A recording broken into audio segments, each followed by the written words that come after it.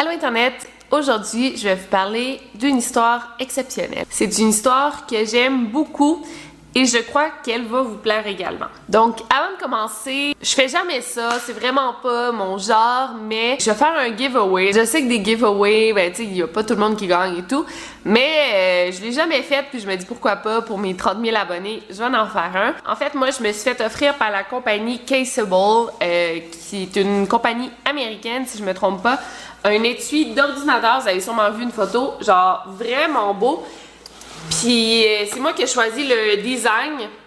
Puis j'ai trouvé ça super personnalisé parce qu'on dirait genre les yeux des Illuminati et tout. En fait, il m'offre un code promo de 15% pour ceux qui pensent acheter un étui de cellulaire. Je sais pas si vous êtes comme moi, mais moi, je change d'étui comme à chaque 2-3 mois. Puis j'en ai une couple là, que je switch tout le temps. Puis j'aime vraiment ça avoir un étui personnalisé. Je trouve que ça donne une petite personnalité à ton cellulaire. C'est cool, la compagnie Caseable m'offre une coque de cellulaire que vous allez pouvoir personnaliser à votre choix parce qu'il y a plein de designs de fous. Sérieux, quand j'ai choisi le mien, ça a pris, je te dirais, 3 heures d'en trouver un. J'en avais une 10 que j'aimais, là, genre après 5, j'ai finalement choisi celui-ci. Mais il y en a vraiment beaucoup, donc c'est comme un cadeau là, que je vous donne. Pour gagner le concours, tu dois être abonné à mon Twitter qui est nouveau, en fait, qui est la Charlton. Je vais le mettre toutes les infos dans la barre de description. Tu dois me suivre sur Instagram et être abonné à ma chaîne YouTube. Je vais choisir parmi ces gens-là et la gagnante, je vais la révéler dans ma prochaine vidéo, dans ma Chit Charlton.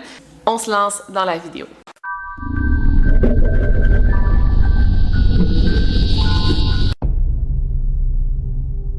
Aujourd'hui, je vais vous parler de l'histoire de la petite Jaycee Lee Duggar. Elle est née le 3 mai 1980. Elle habitait en Californie avec sa mère, sa petite sœur et son beau-père. Elle avait 11 ans quand l'histoire que je vais vous raconter est arrivée. Donc, c'est le matin du 10 juin 1991. Jaycee Lee se réveille pour aller à l'école et elle est triste parce que sa mère, chaque matin, elle va l'embrasser avant de partir au boulot. Ça faisait quelques matins que sa mère oubliait et Jaycee Lee, la veille, avait dit à sa mère « Maman, oublie pas de venir m'embrasser le matin, genre j'aime ça quand tu me réveilles en me donnant un bisou. » Bon, elle s'était réveillée, elle s'était rendue compte que sa mère était partie sans lui donner un bisou. Elle l'avait oublié, ce qui est normal, c'est une mère qui travaille, là, on comprend ça. Et Jaycee Lee était vraiment triste en se réveillant. C'est pas très important parce que Jaycee Lee menait une très belle vie. Elle avait jamais connu son père réellement, donc son père biologique est pas dans le décor. Qu'elle vivait avec sa mère et son beau-père, Carl, avec qui elle s'entendait pas très bien, je dirais. Il la critiquait beaucoup.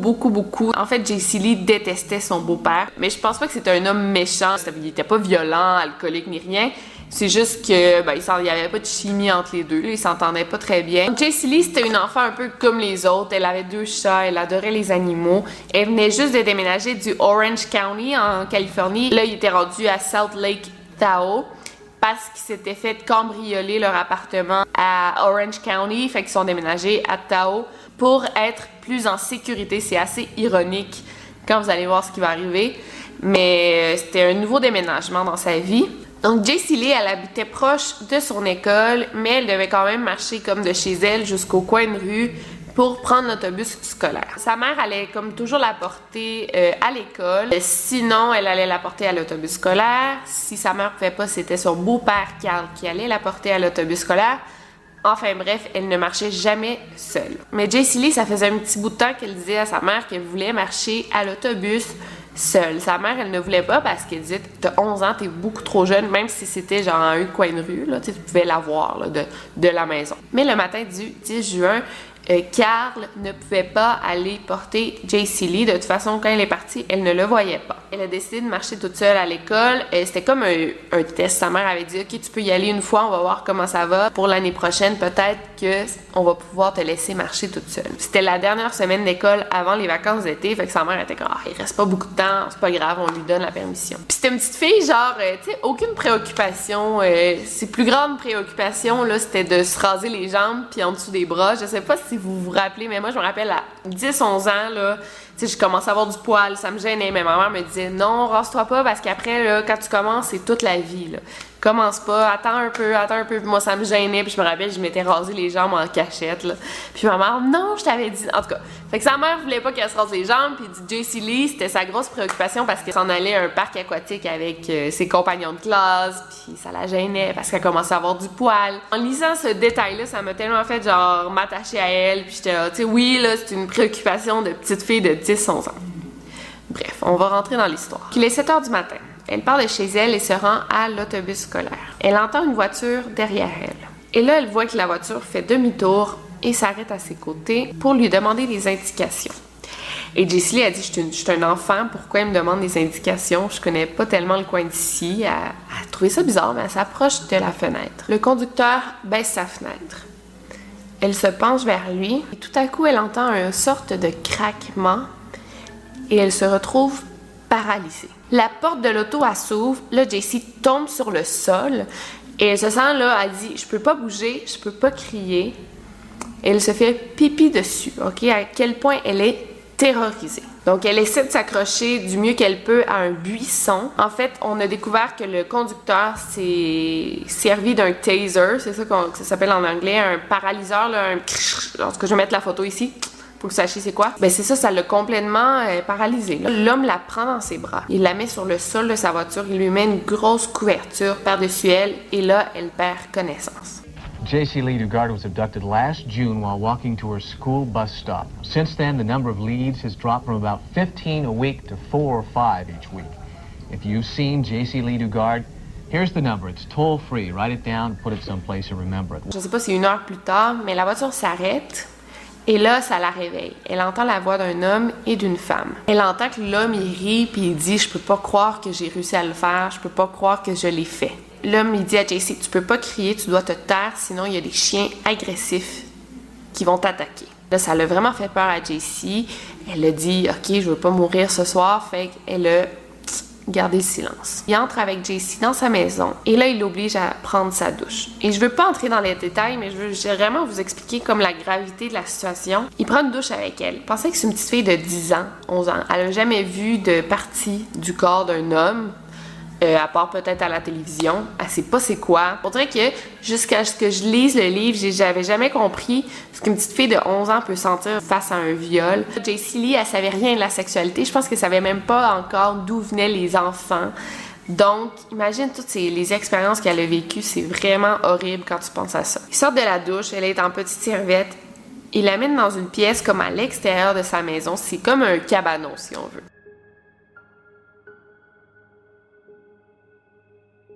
Elle n'a rien, elle a pu ses vêtements. Il la menotte et l'oblige à dormir là, sur le sol. Là, il dit à JC Lee, tu peux pas sortir d'ici, tu vas être ici tout le temps, menotté. Tu peux pas sortir parce que si tu sors, tous les chiens sur ma propriété vont t'attaquer. Donc, JC Lee, elle a passé je sais pas combien de temps en petite serviette parce qu'elle avait plus ses vêtements à dormir sur un matelas sur le sol, toute seule, ne sachant pas où elle était. Son kidnappeur allait la visiter 1 fois par jour. Il lui amenait quelque chose à manger, quelque chose à boire et une chaudière pour qu'elle fasse ses besoins dans la chaudière. Fait qu'elle mangeait, dans le fond, juste 1 fois par jour, puis c'était vraiment tout le temps de la merde, c'est genre du junk food à chaque fois. Et là, on voyait que le kidnappeur essayait comme de créer une sorte de lien avec JC Lee. Il lui racontait des histoires, des blagues, il prenait des accents drôles, et elle veut pas, ça la faisait rire. Et malgré qu'elle avait peur et tout, mais elle dépendait de lui pour manger, pour faire pipi, pour boire. Elle était tellement seule qu'elle avait quasiment hâte qu'il vienne la faire rire, lui raconter des blagues. Parce que, comme je dis, c'était son seul contact humain qu'elle avait. Et pendant ce temps-là, le pays complet est à la recherche de JC Lee Dugard. A piece of me is missing, definitely. A piece of my heart. I feel like it's been ripped. And I don't feel like a complete person all the time because she's not here. Le jour de l'enlèvement, le beau-père de JC Lee était à l'extérieur, il était en train de laver sa voiture. JC Lee ne l'a pas vue quand elle est sortie, mais lui, il la regardait bien, il l'a pas laissée sortir toute seule. En fait, il regardait qu'elle se rendait bien à l'arrêt d'autobus. Donc, il a assisté à l'enlèvement de sa belle-fille au complet. Il a vu 2 personnes dans une voiture grise faire un U-turn à l'arrêt d'autobus et s'arrêter aux côtés de JC Lee. Il a vu qu'une femme qui a forcé JC Lee dans la voiture. Et Carl, qui était très loin, il ne pouvait rien faire, donc il a pris un vélo Et il a pédalé jusqu'à la voiture, il a essayé de la retrouver, mais il n'a pas été capable. After the car sped off, Carl called 911. Within the hour, police officers were at Carl and Terry's home. Police started searching the neighborhood, looking for the two-tone gray car. Neighbors were called upon to see if there were other witnesses. There weren't any. Descriptions of the car and the female passenger were distributed throughout the community. Évidemment, le père biologique de Jessie Lee était le premier suspect parce que tu dis, bon, la petite fille, elle n'a jamais connu son père, elle se fait enlever. C'est très probable que ce soit le père. Cet homme en question ne savait même pas que la mère de Jessie Lee avait été enceinte. Il savait même pas qu'il y avait eu une fille. Fait qu'évidemment, c'était pas lui du tout qui l'avait kidnappée. L'enlèvement de Jessie Lee a vraiment touché tous les États-Unis. Il y a même une chanson qui a été écrite en l'honneur de Jessie Lee. For the band by the name of Perfect Circle, melodies come and go. Jessie Lee. And whenever I sing it, sometimes it's hard to get through it. Et tout le long, la mère de Jessie Lee, elle a jamais perdu le courage, elle a jamais perdu la force, elle savait que sa fille était encore en vie et elle a jamais arrêté d'y croire. Et pendant ce temps-là, Jessie Lee a commencé à se faire violer régulièrement. Ça fait des mois qu'elle n'a pas pris de douche, qu'elle s'est pas lavé les dents, qu'elle n'est pas allée aux toilettes dans une toilette normale. C'est vraiment horrible, là. Elle dort à même le sol dans une sorte de cabanon à l'extérieur, donc elle se fait toujours piquer par des fourmis. Elle dit qu'il y en a qui entrent dans sa bouche, puis elle les mange par erreur, puis ça goûte piquant. C'est vraiment beaucoup de détails. En fait, j'ai lu le livre, je vous le recommande beaucoup. Je vais le mettre son lien sur Amazon dans la barre d'infos si vous voulez l'acheter. Super intéressant. Fait que c'est là que j'ai pris toutes les informations. Puis après plusieurs mois sans contact humain autre que son violeur, son kidnappeur lui amène enfin une surprise, un bébé chat.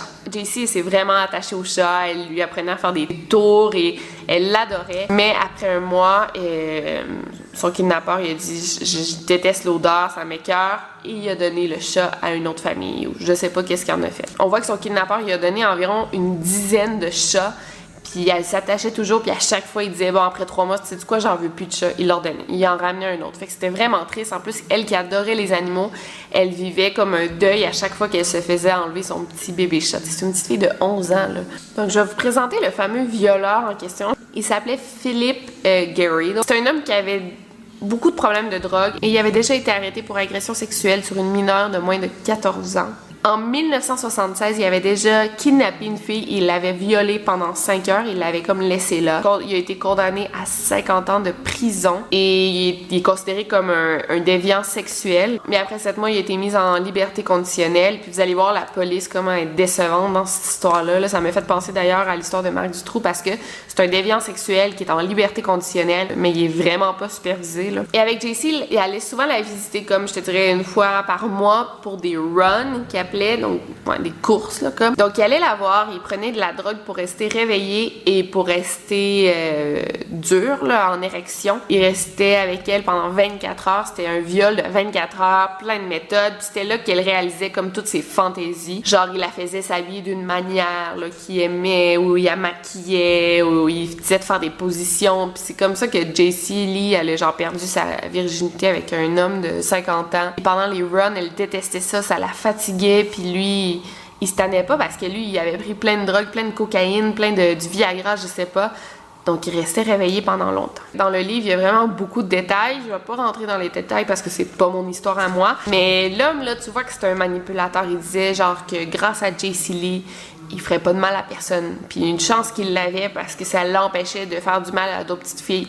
Puis il disait, genre, si j'arrête avec toi, là, je vais devoir faire la même chose avec d'autres filles. Puis Jessie Lee était là, non, je veux pas qu'il fasse la même chose à d'autres petites filles. Fait que elle disait, bon, je vais prendre sur moi, là, puis je vais accepter de me faire violer. Genre, pendant leur run, des fois, il allumait la TV, là, puis il cherchait des chaînes, là, de TV où on voyait des images d'une petite fille en short. Genre, fallait qu'il, là, Jessie Lee était à côté, puis là, il était là, attendu son là, il cherchait, là, pour continuer dans son viol. Et on voit, je vais vous montrer un extrait de Philip Garrido puis sa femme Nancy, qui allait dans des parcs. Elle faisait quelque chose, et là, tu vois la caméra bouger puis filmer les enfants, puis il y avait Nancy là qui faisait comme si elle se faisait filmer. Philip, lui, dans le fond, lui, il filmait les enfants. Et Nancy, elle parlait aux enfants puis elle leur disait « Fais une roue, fais un split ». Et là, Philip, lui, il filmait ça pour ensuite visionner ces extraits-là à la maison. Donc, je vais vous montrer un extrait de ça.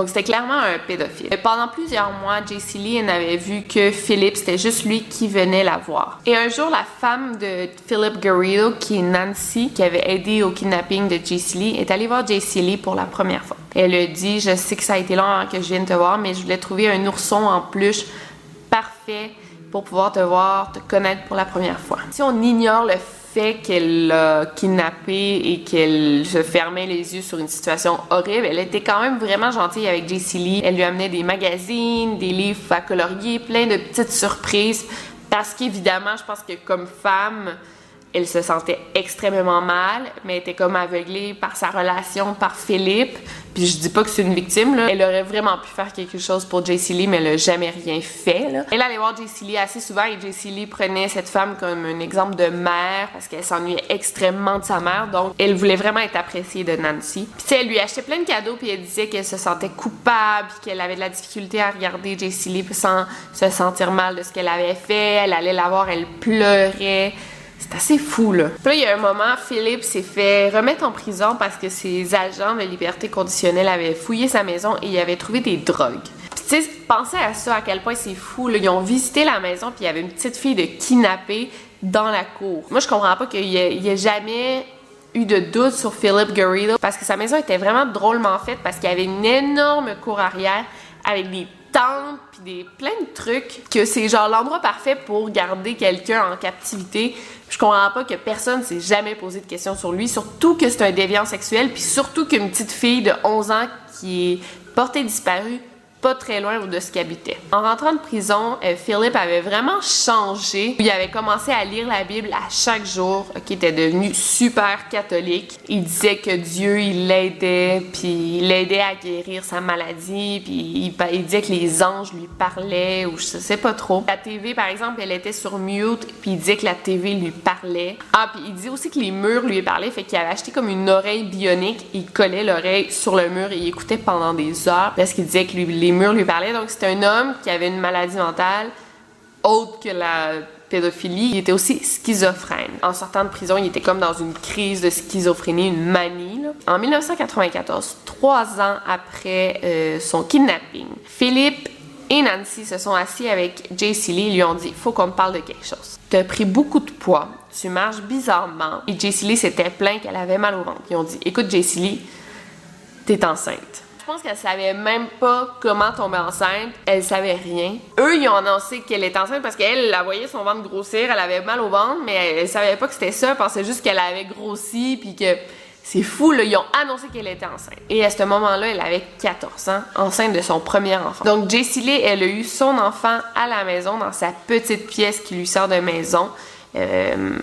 Sans médicaments ni rien, là. Mais J.C. Lee, avec l'annonce de son bébé, était quand même contente parce que, tu sais, elle était dans un monde, là, de merde, on va le dire. Elle avait vraiment pas une belle vie. Elle s'ennuyait de sa famille, fait qu'elle dit ça va être un petit bout de moi que je vais avoir. Donc, elle a eu son premier bébé. Ensuite, elle est retombée enceinte. Elle a eu un deuxième enfant. C'est vraiment un moment qui l'a rempli de joie, puis c'était le seul truc qui la faisait s'accrocher à la vie, dans le fond. Puis là, vraiment quelque chose de triste. Philippe et Nancy, ils ont commencé à dire à J.C. Lee qu'elle devait appeler Nancy maman pour que les filles appellent Nancy maman également, puis qu'ils pensent que J.C. Lee était pas leur mère, mais en fait leur sœur. Pourquoi? Pour pas que ça crée des doutes, parce que, je sais pas, les filles rendues à 8 ans, mais pourquoi notre mère est tout le temps seule dans la maison, genre? Et aussi, Nancy se sentait jalouse parce que, Philippe avait pas eu d'enfant avec elle, elle avait toujours voulu des enfants, fait que Philippe, il dit, bon, pour que Nancy se sente bien, on va dire que c'est ses enfants à elle. Et Philippe a aussi obligé J.C. Lee de changer de nom,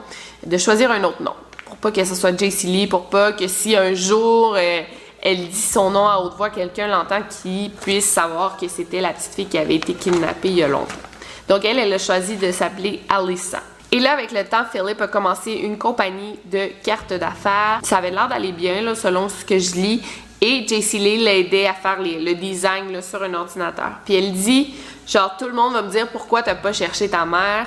si tu avais accès à Internet, puis elle dit que Philip lui avait dit en fait que tout ce qu'elle faisait sur l'ordinateur, c'était enregistré de A à Z. Si elle faisait des recherches quelconques par rapport à sa famille, il allait le savoir et il allait la punir. Donc elle avait vraiment peur. Et elle dit non, j'ai déjà pensé de rechercher ma mère, mais jamais j'aurais eu le courage de le faire. Donc Philip était suivi par un psychiatre qui lui avait diagnostiqué un trouble de concentration et il prenait aussi des médicaments pour la bipolarité qui était vraiment intense.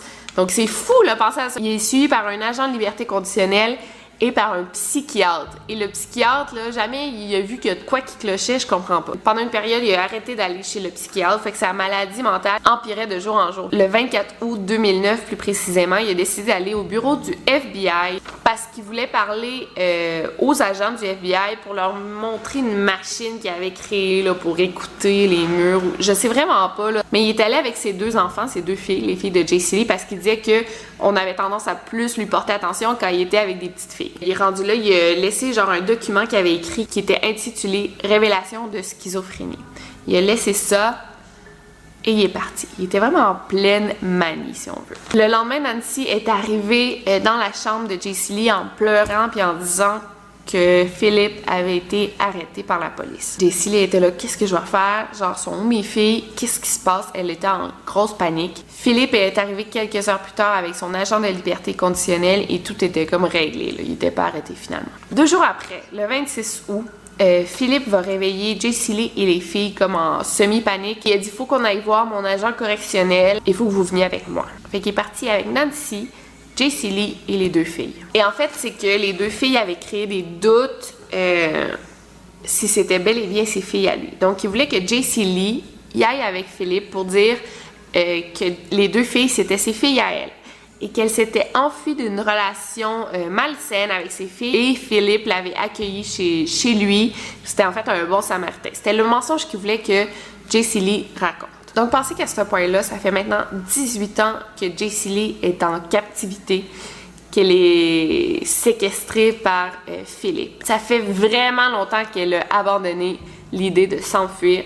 Elle a comme juste accepté que ça, c'était sa vie. Puis en fait, elle avait peur, elle vivait dans la peur, là, c'est pour ça qu'elle voulait pas s'enfuir. Elle est rencontrée par un policier dans une pièce privée. Elle dit qu'elle s'appelle Alyssa et qu'elle vit avec Philip parce qu'il l'aide à s'occuper de ses filles. Donc, elle est vraiment dans le mensonge. Et l'agent la croit, la laisse repartir. Elle entre dans l'auto avec Nancy et ses filles. Et là, l'agent s'approche de l'auto et dit « Faut que tu viennes avec moi tout de suite. » Jaycee Lee, là, elle tremblait, elle avait vraiment peur. Elle avait peur de se faire arrêter, elle. Et là, la policière lui dit, en fait, on pense que tes 2 filles, c'est pas tes 2 filles. Puis elle était, quoi? Genre, oui, j'ai accouché d'elles, c'est mes 2 filles à moi. Et là, la policière a dit, prouve-le. Là, Jaycee Lee a dit, je veux un avocat, j'ai besoin d'un avocat. Elle demande à plusieurs reprises un avocat. L'agente lui redemande son nom complet. Jaycee Lee a dit qu'elle ne peut pas le dire. Et là, ensuite, l'agente dit, en fait, Philip vient de tout avouer. Il a avoué qu'il t'avait kidnappé il y a plusieurs années. C'est quoi ton nom? Jaycee Lee a dit, je peux pas le dire, mais je peux te l'écrire. Et là, elle écrit Jaycee Lee Dugard sur une feuille. Et là, en fait, toutes les horreurs étaient terminées. Good afternoon. We're live in the CBS 5 newsroom with updating the breaking news. She was kidnapped 18 years ago from Lake Tahoe, but today, Jaycee Dugard gets to be reunited with her parents and her... Elle dit, est-ce que je peux appeler ma mère? L'agente a dit, oui, genre avec plaisir. Elle lui donne le téléphone. Jaycee Lee, elle appelle à la maison. Ça répond pas. Elle appelle au travail de sa mère. Et là, sa mère, elle répond, puis elle dit, genre, maman, c'est moi. Et là, elle parle avec sa mère. Et là, sa mère, elle a crié au travail en pleurant, puis elle a dit, c'est ma fille, elle a été retrouvée, C'est tellement beau comme moment, là, wow. Et finalement, quand elles se sont vues, elles se sont serrées dans les bras, puis sa mère a dit, j'ai toujours su que t'étais encore vivante. J'ai jamais perdu espoir. Elle a senti que sa fille n'était pas morte. And I remember you shouting, Oh, yeah. my daughter! And I was crying, you know, when you're crying and you can't speak. Oh, I just said, come quick. I remember saying, come quick. And I remember telling you, I'm coming, baby, I'm coming. Philip et Nancy ont été arrêtés. Philip a été mis en prison pour 431 ans, donc prison à vie.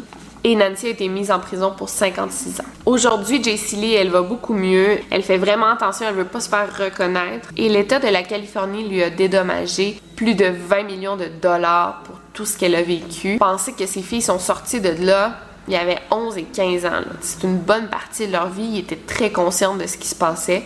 Sans l'être, J.C. Lee leur a tout raconté qui était leur père en fait. Elle avait été kidnappée. Les filles ont vraiment compris puis ils n'ont jamais montré le désir de revoir Philip Garrido depuis leur sortie. Dans le livre, il y a un dessin d'une petite cocotte. Et J.C. Lee a dit que depuis sa sortie, c'est comme son symbole préféré. Elle collectionne les cocottes. Elle adore ça. Elle trouve ça super joli. Et elle en a parlé à sa psychiatre. Et les deux ont réalisé que, en fait, au moment de son kidnapping, elle s'est comme accrochée à un buisson et le dernier objet qu'elle a touché avant de se faire embarquer dans la voiture, c'était une petite cocotte. Fait qu'inconsciemment, cet objet-là lui a toujours été très important. Donc j'espère que vous avez aimé cette belle histoire. Je vous recommande le livre qui est super intéressant. Justement, je vais mettre le lien Amazon dans la barre de description. N'oubliez pas de vous abonner à ma chaîne, à mon Instagram et à mon Twitter pour pouvoir être éligible au concours.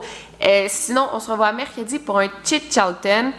Et d'ici là, n'oubliez pas de barrer vos portes. Over and out.